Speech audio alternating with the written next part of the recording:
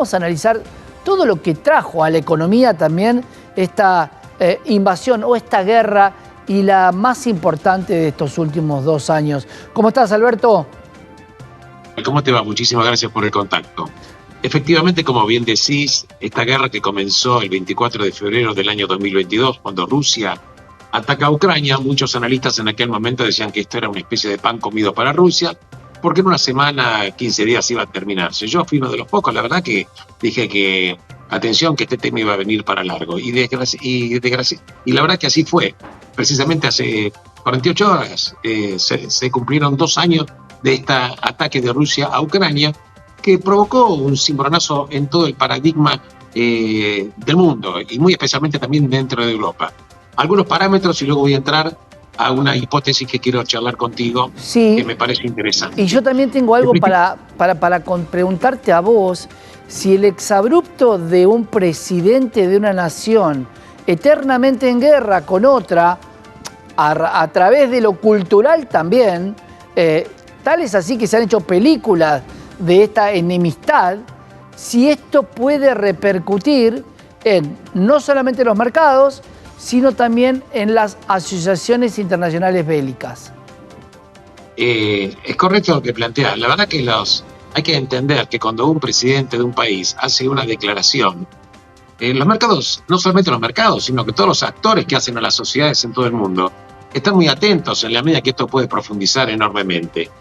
La verdad que te quiero comentar que en aquel momento se suponía que, bueno, esto iba a ser un pan comido para Rusia. Esto no fue así. El mundo económico cambió, el mundo geopolítico cambió. Rusia terminó recostándose sobre China y también recostándose sobre Irán, porque hay que decir que en estos últimos 2 años Rusia necesitó armamento, la provisión de municiones, que básicamente, entre otras cosas, también los drones, vinieron de Irán y también de Corea del Norte. Pero hay un hecho nuevo, que siempre nos preguntamos, bueno, en definitiva, Rusia es un país mucho más enorme, un ejército enorme, no se puede comparar con el ejército de Ucrania. No obstante, que se suponía que hace pocos meses que Rusia iba a quedar empantanado.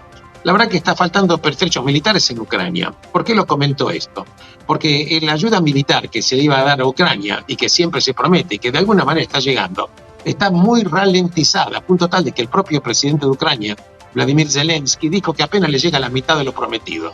Hace 2 semanas el Congreso norteamericano, concretamente la Cámara de Senadores norteamericana, votó un paquete de ayuda de $60.000 millones para Ucrania, aparte de otro paquete de ayuda para Taiwán y para Israel. Pero la verdad es que cuando se quiso tratar en la Cámara de los Representantes, que serían los diputados de acá, la verdad que no está siendo aprobado. ¿Por qué no está siendo aprobado? Porque la verdad que los republicanos, que están con una porción muy importante de la representación en el Congreso norteamericano, no quieren seguir alimentando la maquinaria de Ucrania. ¿Por qué? Porque la verdad es que Donald Trump, que posiblemente sea el próximo presidente de Estados Unidos, no está de acuerdo con continuar la guerra. No quiere financiar a la OTAN y quiere realmente de alguna manera acercar a Ucrania para que finalmente, y él lo dice, Trump no lo oculta, él lo dice, que yo en 24 horas termino la guerra con Ucrania y con Rusia y los obligo a negociar la paz. Pero ¿qué paz va a ser negociada? Supongamos que Rusia incluso militarmente pueda llegar a tener algún tipo de éxito militar, que posiblemente lo tenga a largo plazo. ¿Cómo cambiaría el mundo? ¿Cómo cambiaría Europa respecto del nuevo relacionamiento con la Rusia, aun cuando fuere vencedora? ¿Haríamos olvido, preguntaría Europa, de lo peligroso que es Rusia, porque cuando se siente amenazada no vacila en absoluto en desplegar un aparato militar que es enorme?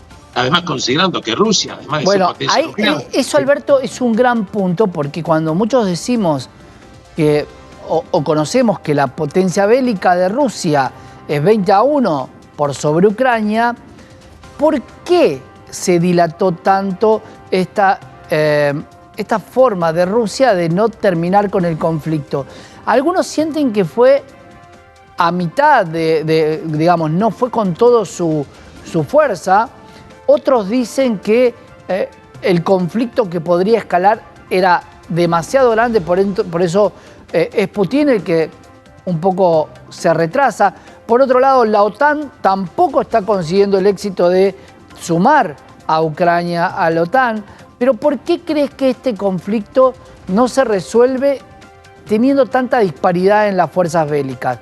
¿Es la OTAN la que está garantizando que Ucrania no sea invadida de forma plena? Mira, excelente pregunta la tuya. En principio hay que decir lo siguiente, que había paradigmas que fueron un poco un fantasma de Rusia. Rusia no tenía la formidable tecnología militar de la que hacía gala. Claro. Es verdad que es una potencia nuclear y que tiene la mayor cantidad de artefactos nucleares, incluso más de 5.000 artefactos nucleares, mayor cantidad que Estados Unidos de Norteamérica. Pero la verdad es que Rusia no previó, y esto retomo tu opinión, que es muy acertada hace unos minutos, cuando comentaste el tema de Ucrania. ¿Qué pasó en el año 2014 cuando Rusia se hizo cargo, digamos, invadió Ucrania, Claro. Crimea y la tomó directamente? Porque en aquel momento ya Ucrania quería integrar la Unión Europea, quería integrar la OTAN, y ahí Rusia consideró que había una zona de seguridad que no iba a permitir. Y además que en la península de Crimea tiene asiento la base naval rusa, una base naval rusa muy importante, a punto Claro, tal de del que... Mar Negro. Absolutamente. En consecuencia, Putin dijo, pero ¿cómo es esto? ¿Van a estar en la OTAN y qué vamos a compartir? Prácticamente en la misma dársena para que estén los buques de la Claro. OTAN y los buques de la naval rusa. La verdad que esto no lo permitió, pero ¿qué hizo el mundo? Por supuesto, el mundo lo que hizo fue declamar declaraciones que no significaron en la práctica nada más que convalidar la toma de Rusia. En aquel momento Rusia dijo, claro, ¿por qué no voy a volver a tomar Crimea si Crimea le pertenecía a Rusia? Es verdad, pero ¿cómo le pertenecía a Rusia? Porque cuando era primer ministro Nikita Khrushchev era ucraniano, pero en aquel momento Ucrania formaba parte de la Unión Soviética y Nikita Khrushchev le regaló la península de Crimea a Ucrania, pero es como si vos tenés dinero en un bolsillo y te lo pasás a otro. Claro. Pero cuando se disuelve la Unión Soviética, Putin dice, un momento, esto le pertenece a Rusia. Este fue el argumento que él puso. Pero el temor era el avance de Europa y el avance de la OTAN cercano a lo que consideraba Rusia una zona de seguridad que no podía ser puesta en peligro. Claro, y esto viene desde el 85, Alberto, donde Gorbachev dice el último país europeo que podría llegar a integrar la OTAN es Polonia y no más allá de Polonia. Absolutamente. Entonces, Putin se agarra diciendo que, bueno, la verdad que los líderes políticos de Estados Unidos y la OTAN no cumplió la promesa de no acercarse más a Rusia. No menos cierto es que Putin, también envalentonado, porque luego de la toma de Crimea, el mundo occidental no hizo absolutamente nada. Él no previó tampoco, y con esto voy a tratar de contestar tu pregunta, él no previó tampoco que Occidente iba a reaccionar como reaccionó en el año 2022. Fíjate vos, ya más de 150.000 millones de dólares en armamentos que fueron girados por Occidente, 150.000 millones de dólares, y quizás es una cifra mínima respecto a la real que a veces quizás no lo podemos comprender. Claro. Así todo, ya tiene votado, si finalmente Biden dijo hace 48 horas que él va a insistir para que el Parlamento finalmente apruebe esos 60.000 millones de dólares de ayuda a Ucrania nuevamente. Pero hubieron dos hechos que quiero comentar contigo que tienen 24 horas, nada más. Decime, uno, que el día de ayer, Putin firmó una orden ejecutiva declarando declarando dos zonas militares o comandos militares, uno en Moscú y otro en Leningrado. Esos comandos militares estaban unidos. Ahora dice que por una cuestión estratégica, la verdad que van a descentralizarlo. Esto no es un detalle. ¿Por qué? Porque esta fue la respuesta de Putin a lo que Macron hace 48 horas o 72 horas dijo, que está evaluando, y cito lo que dijo el presidente de Francia, estoy evaluando no solamente el envío de pertrechos militares, sino estamos evaluando que haya combatientes de la OTAN en Ucrania.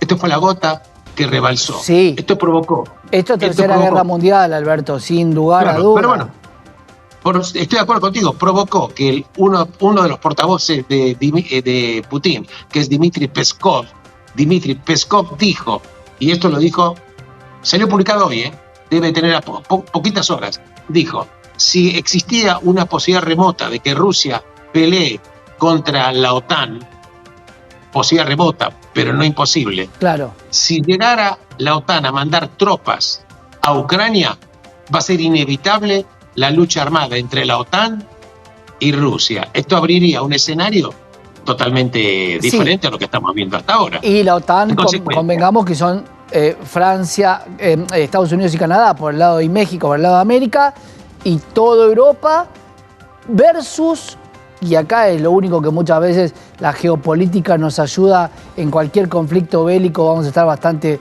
alejados, porque si entra la OTAN, va a entrar China seguramente, porque no fue casualidad que vos nombraras a Israel y Taiwán, dos conflictos que también mueven el mundo, y donde se meta la posición de Israel será Qatar y todo el mundo árabe que apoya a Rusia junto con China, y ahí sí se determina la geopolítica como todos la estamos viendo, pero nadie la quiere mostrar.